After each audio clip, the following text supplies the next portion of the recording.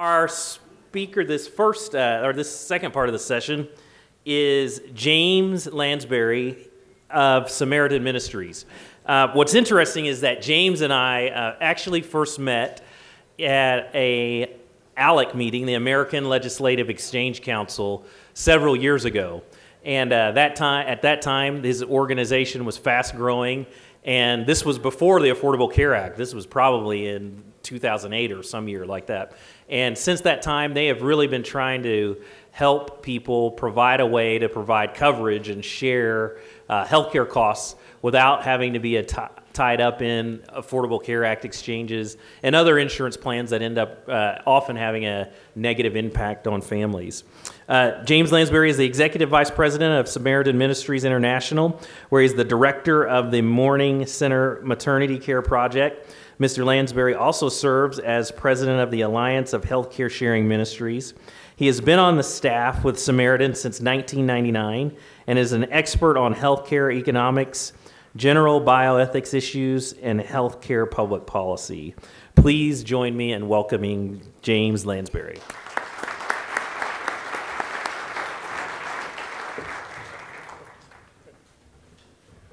Well, good afternoon. I'm going to make sure this works here, and I don't know how it works. I hate PowerPoint. If you hate PowerPoint, you're my new best friend. If you don't hate PowerPoint, I will tolerate you later. So, a quote that always comes to mind when I get up to talk about Samaritan Ministries, and I think fits for this entire conference, which is, those who say something cannot be done should please refrain from interrupting those who are doing it. Free market in medicine is something that many people outside of this room are telling you cannot be done. Healthcare sharing is something that people don't think is a good idea. It is an unworkable model that is currently working at $14 million a month for Samaritan Ministries members alone. Samaritan Ministries is a non-insurance approach to healthcare. We are a healthcare sharing ministry. We have 49,000 families, 160,000 people who are sharing over $14 million a month in medical bills. Healthcare sharing in general has grown from about 100,000 members in 2008 to over 450,000 people taking part in healthcare sharing since then, because of a small but very effective exemption in the Affordable Care Act that relays what we like to refer to as an island of freedom for people who would like a free market, faith-based healthcare system. So how Samaritan Ministries works in general is that we work as a community to share those healthcare bills. So any need over $300, our members send into our office. We coordinate who's sharing with whom, and our members send a monthly share of only $405 to another family that month. And we coordinate that sharing back and forth to make sure those needs get met. And so every month that's $14 million plus getting met. My family itself had a $200,000 need a couple of years ago when my youngest son was born. We had not just $200,000 passed through our hands, but we actually got notes and cards from 43 different states, checks, cards that are stacked this tall that I have sitting back in my office, over 300 different families sharing in that need with us that lifted not just the financial end of the burden, but the spiritual and the emotional burden as well. People across the country paying for our little boy who had spent 11 days in the NICU. It was a traumatic experience for us, but from our members' standpoint, the reason people like being a part of something like Samaritan Ministries is that there's no bureaucracy, there's no insurance, no Medicaid. Our members choose their own doctors. Note that I call you doctors, not that P word that we're going to stay away from. Members choose their own hospitals. They are people. We treat them as people, and they treat one another as people. That personal touch of sharing with one another changes the face of healthcare for them and changes the model that we're looking at for how we handle things. But that desire to help one another is a part of what insurance should be and isn't. But it's also a part of what we are and always have been. So let's talk about how healthcare sharing works and how Samaritan Ministries works with respect to you, because that's really what you care about, is how can we work together in making healthcare better than it has ever been? How can we work together to pursue true doctor-patient relationships in the face of an industry that is becoming over-bureaucratized every single day, and where every single influence in the marketplace and from government is pushing against what you want to do, which is simply help patients. Simply provide a valuable, and in many cases invaluable, priceless service to people who need it. And that's what our members want. Our 400,000 plus patients want to go to a doctor who works for them. Not for the government, not for an insurance company, but who works directly with them to make care decisions so that they can have better healthcare outcomes and so they can know the person across the table from them. Healthcare is supposed to be something personal, and we've made it into something else. We've tried to change it back now. And we have a gift in the form of PPACA because patients have to talk to doctors again. Because of narrow networks and high deductibles, patients are having to engage with costs. The healthcare system that we're faced with is going to have to change. Now, preventative care is going to be a huge mess. We all know that. Outside of your model, outside of what you're doing. And so our members are going to be looking for doctors who look at preventative care as not as this opportunity to raise the price up as high as possible so the insurance companies can get their MLR as high as possible so that all the system can work and everyone can continue to do what they've been doing, which is feather bedding and making money hand over fist without considering the most important piece of the healthcare picture, the patient. What you do every day, what you want to do every single day, and what you continue to do every single day is to be concerned about that patient first and only, because you understand that without the patient, your model doesn't exist. And our members understand that without the care that you give, that their life will change drastically for the worse. So what can we do? What can you do? Well, there's tools that you're going to hear here this week, and I'm already excited about some of the different vendors that I've met here, but websites with prices. That's a great thing for our members. I talked to a member who's a friend that I graduated with in high school just a few days ago who's looking for someplace to get a mammogram. And she's concerned because we don't share preventative care. We don't share that routine maintenance care because we think an engaged patient helps keep costs down. An engaged patient makes better decisions. She's concerned that it's going to cost her $1,000 to find a mammogram. She's never, ever in her life had to call a doctor on the phone or check a website to find out what something costs. This is a broken system because patients that don't know what something costs don't make good decisions. We all know this. I mean, imagine if you went in the grocery store and there were no prices on anything. If you bought a computer and you had no idea what it cost, what would it cost to buy that service? Our members care what it costs. They're going to deal with vendors like those that are here looking to get connected with doctors who will tell them what it's going to cost to get a colonoscopy. Not what the insurance company would pay, not what Medicaid would pay, not whether or not you can get a colonoscopy this week or next week, but an actual doctor, an actual physician, an actual treatment center who cares enough to tell them what it costs, because they're not looking to make things into a smokescreen so they can maximize income by dishonesty. They want to maximize income by treating patients as people. And so I personally and my members applaud you for what you do, for what you continue to do. How can you help us? One way is by posting those prices, as I mentioned, online, in your desk, wherever you can make that work. Another is by helping us to have presentations in your community where our members can meet you, among other doctors, where they can engage, where they can see what we've lost in healthcare, which is what the doctor-patient relationship can be again. I am younger than many of the people in this room, but I still remember in my small town knowing who my family doctor was. That if I bumped into him at the grocery store, he would remember my name and my siblings' names because he not only took care of us, but he delivered most of us in the hospital. because we had a relationship with each other. He was a friend of our family. He cared about us. He was not trying to work for an HMO. He was our doctor, much the same as any other professional that you deal with day in and day out. And we've hidden that in medical care. And I want our members to see what you do, which is to treat people as people. Because healthcare isn't just about a commodity. It is that. It is certainly that. And you need to be paid for the services, the very valuable services that you provide. But you're also providing something that is real, that is intangible, that can't be put a price on because you relate to people as it is.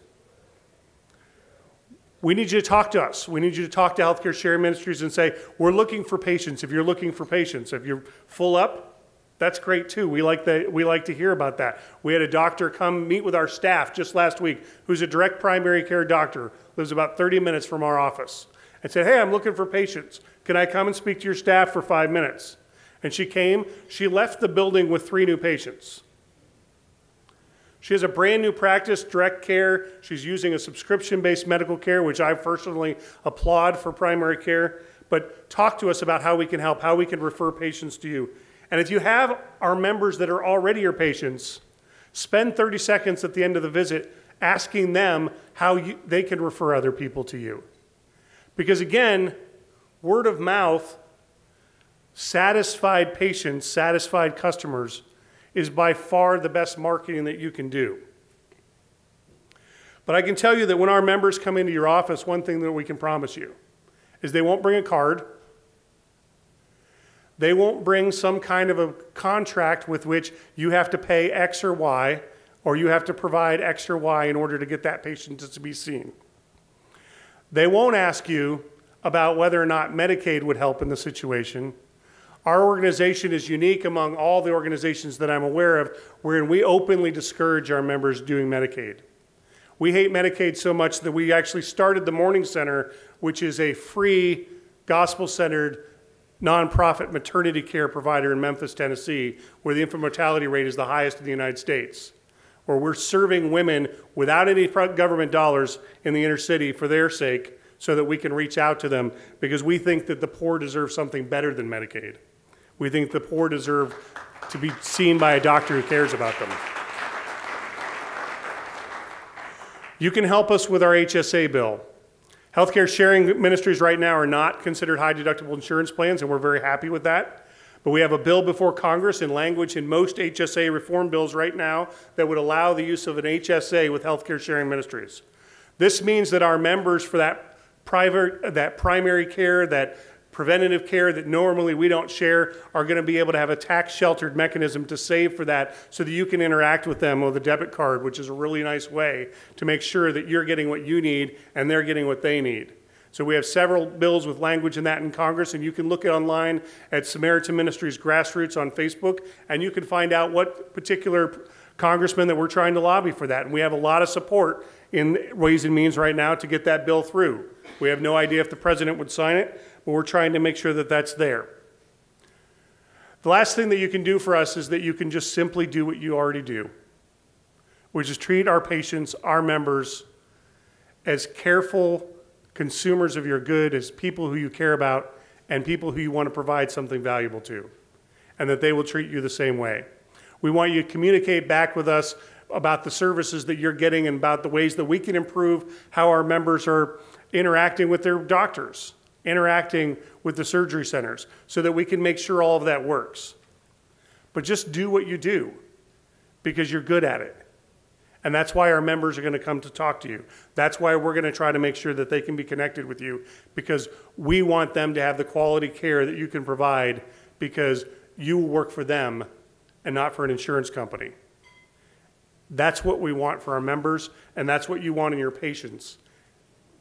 And we want to work together with you to make that happen and transform healthcare in our country to make it what it used to be, where doctors and patients together provide a beautiful picture of what medicine can be, the art and science that you do every day. So that's it. That's all I'm asking. I have a little bit of time left for questions. I hope that some of you will want to ask some, because I like to leave that time, because you never know what people are going to think or be curious about. So feel free to come to the mic. And so a person who is going to sign up for this, do they pay a monthly fee? I'm not sure how that works out. Sure. A member who wants to join Samaritan Ministries, and I'm sure the other healthcare sharing ministries work similarly, you can do one of two things. You can get an paper application from us, or you can go to our website. We actually have a way that you can join online. There's a relatively short form that we ask people to fill out. We do ask a church leader to verify that you're attending church. That's part of what our members have agreed to do as a part of their participation. They attend church 3 out of 4 Sundays. They're praying for one another. This is a faith-based healthcare model. I understand that not everyone is looking for that. Where this is, and that's great too. We think that that this is an integral part of what we do and an integral part of the community that we provide. And so you send that form in with the first month's share and an administrative fee that we ask for up front.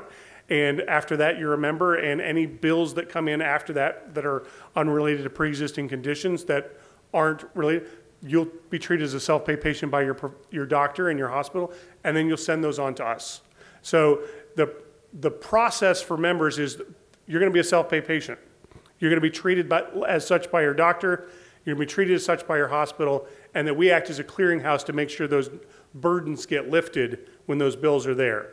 And so we'll work with the providers in the case of hospitals, the trolls that you all hate, and we'll work with the doctors to try to make sure all of that works out to get those payments there. But the member is going to pay their bill directly.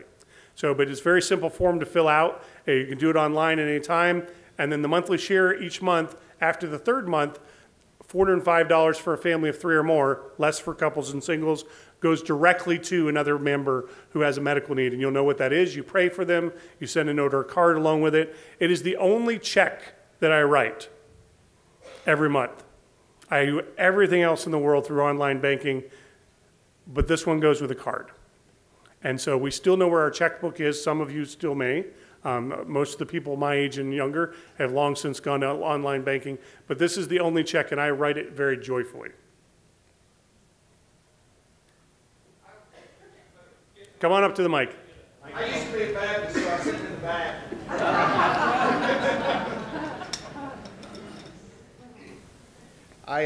I noticed you chose your words very carefully during your presentation. Very nice presentation. You were using words like member share instead of insurance.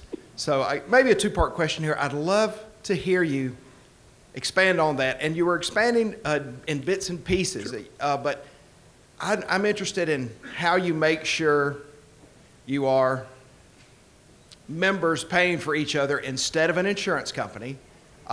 That's pretty cool, by the way, but I'd like for you to tell a little more about that. And I forgot the second part of my question, so let's focus on that. Thanks. Sure. The way we make sure of that is that the members are actually sharing directly with one another. So that doesn't confuse the issue. The members pay their bills directly. We don't get involved between the member and the provider. And the way that we hold members accountable is that each member who has a medical need, I mentioned my $200,000 medical need, will go online to our member web app and check off the names as they come in. So if I'm supposed to get a check from John Smith in Oklahoma, John Smith's check comes in, I go out to the member web app, I check that one off. If at the end of the month there's 3 or 4 people that haven't sent, Samaritan sends a reminder out to those members and say, hey, that check didn't come. Now the post office does a generally good job, believe it or not, but even at 99.9% accuracy, they lose quite a bit of mail. Our members' checks, because they're handwritten, tend to be among a little disproportionately in the mail that gets lost. So we do have a number of those things where members' check just gets lost in the mail, and we ask the member to send another check. So we hold them accountable through that process, and the member doesn't have to get involved in the messy part of that. We want them to just be involved in the happy part of it where they're receiving the notes and cards. So through that, within about a 60 to 90-day process, the member has 100% of the money that's going on.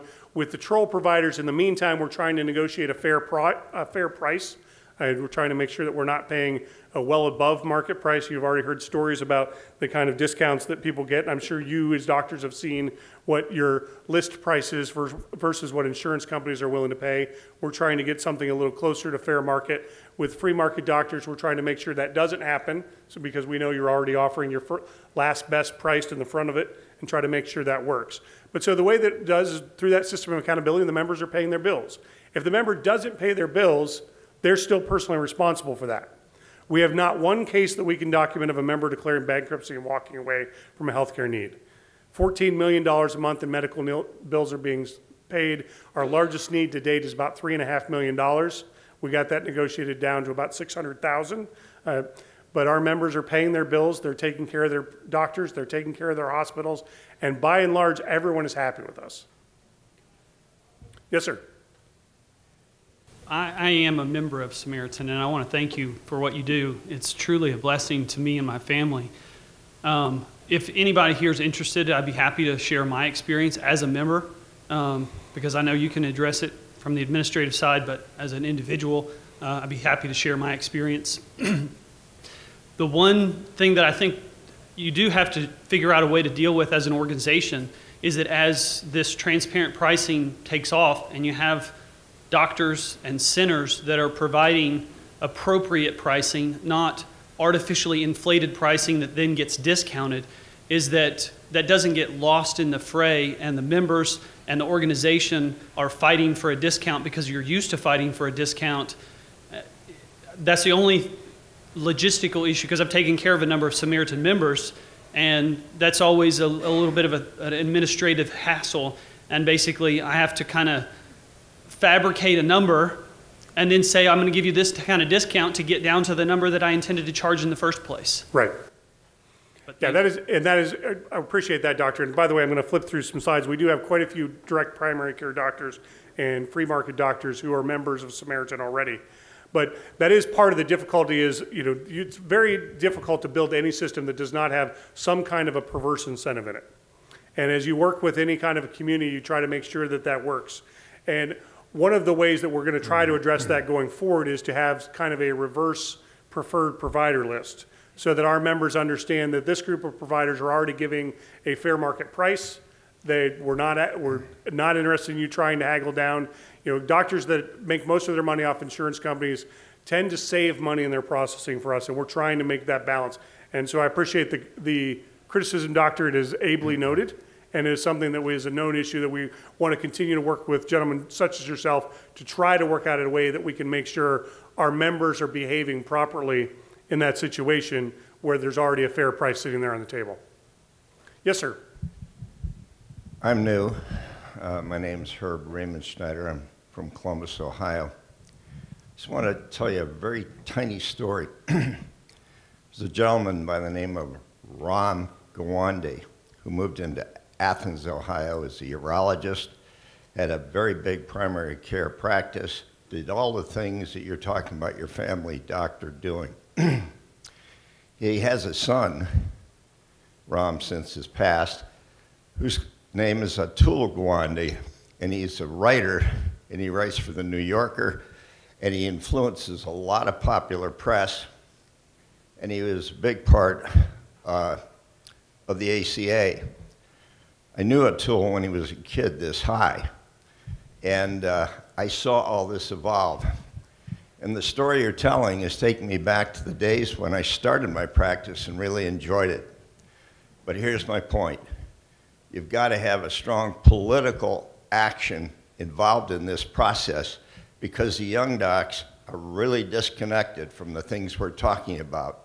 And if we're going to transmit this information, we have to have more than just doctor and patient lining up. That's a great point. Thank you very much. James, thank you. Great presentation. We appreciate your being here.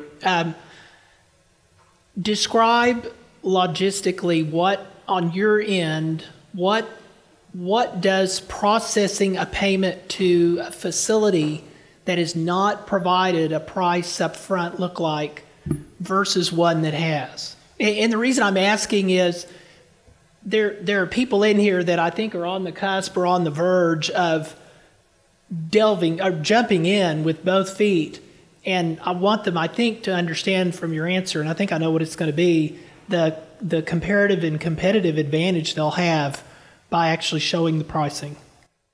Sure, and some of that is going to be difficult for us with our current model. And so Keith is asking about organizations, doctors, hospitals that provide a price up front versus those who don't.